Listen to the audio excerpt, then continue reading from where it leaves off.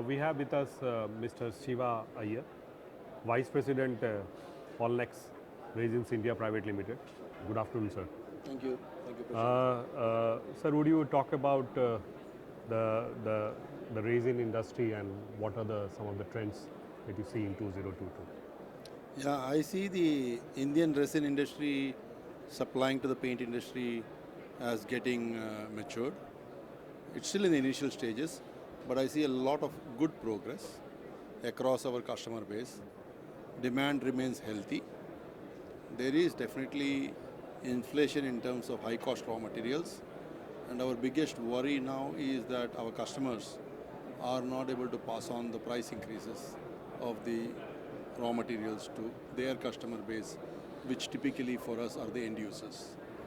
But demand wise, I think so far so good, robust. Ever since the uplifting of all the lockdowns in India, especially after the pandemic, things have been on a pretty good roll. And what has been the role of Allnex in India? Yeah, Allnex has actually been a pretty large supplier in the industrial B2B space as resins for industrial coating. We have a small range which we supply to the decorative paint industry, but bulk of our resins go into the industrial space. Typically they address automotive OEM, automotive refinish, coil coating, packaging, and general industrial, metal, etc. So we supply the entire gamut of the paint industry. We have the broadest portfolio of resins among all the resin companies. Globally, we have 33 manufacturing plants. Yeah, Allnex has been a significant player in the Indian resin space, especially supplying to industrial paint customers. Yeah, in the B2B space. Yeah, I would say I have the broadest range and probably are the largest supplier of industrial resins. We do have a range of resins that we supply to the decorative paint industry, but our main bread and butter focus is the industrial. We supply to almost every segment: auto OEM, auto refinish, coil, packaging, industrial general metal, UV resins, powder coating resins. So we have the broadest range. We have 33 manufacturing facilities around the globe, and of which about 18 or 20 actively supply India.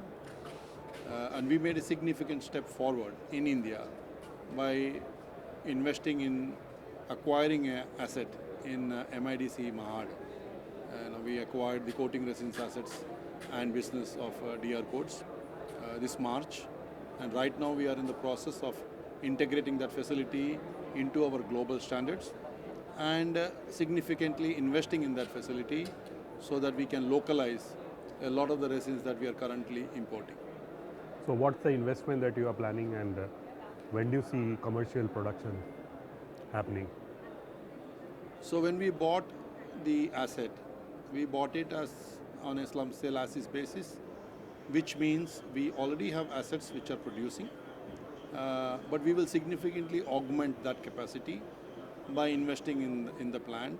And initially we will invest in getting Allnex quality acrylics, alkates, polyesters, and amino resins.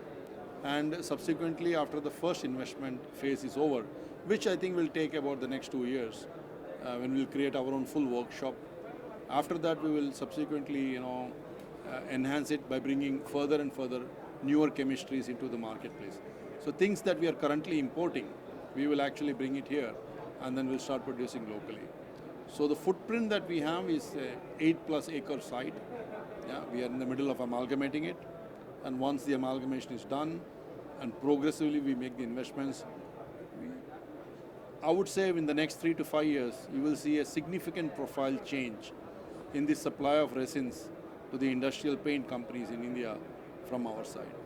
And are you also looking at some acquisitions in this space? No.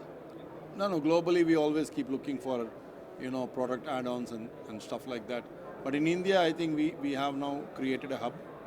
We have a manufacturing facility, so to speak, and our focus, at least for the next 3 to 5 years, will be in realizing the business case that we have done for it, which is significantly enhancing that capacity, both in terms of the chemistry that we bring into the place and as well as the technology that we will bring to each of the chemistries.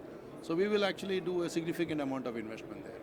So you have been focusing on industrial coating in a big way. So do you see a shift towards decorative business also, or you will focus only on the industrial part?